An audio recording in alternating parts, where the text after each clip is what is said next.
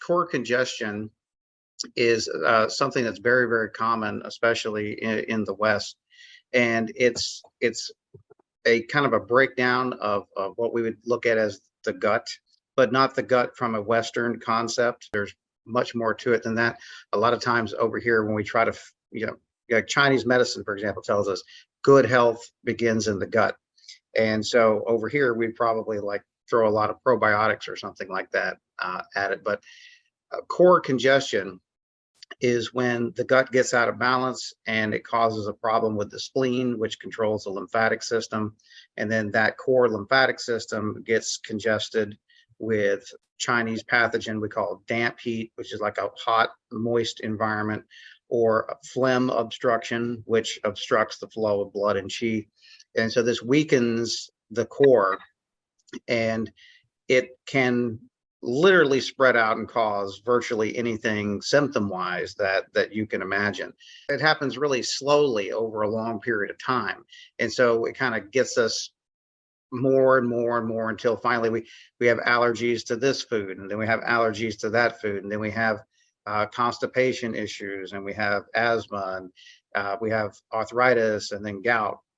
And there's all kidney stones. All these things can be linked back to core congestion, because core congestion is like the trunk of the tree, the root of the tree, and then all these other symptoms that we see are kind of like branches that are coming off that core congestion.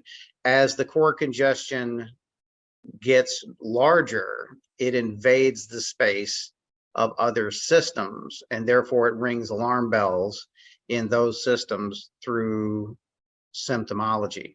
So getting your core cleaned out is extraordinarily important, but it's a process, it's a project.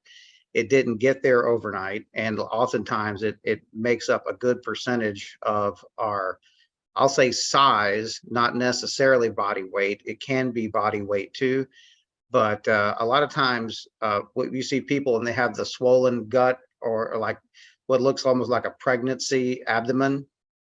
This is because that core congestion is there, and it is causing a bloat. And you can press on that area. If it feels like a balloon, then there's bloat there. And so if it feels soft, then that's fat.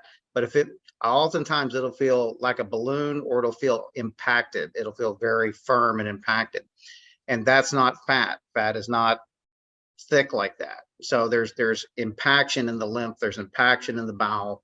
The whole gut can be impacted and then be causing problems throughout the rest of the body. So today, what I want to go over is some ways that you can help assess the sections of your body that are experiencing damp heat, and we'll do a technique that helps to cleanse this over time. And then we go to a rebuilding phase, and we'll do a technique for rebuilding phase. And so this way, when I show you how you can see this in your tongue, for example, you'll be able to kind of monitor how you're doing with that.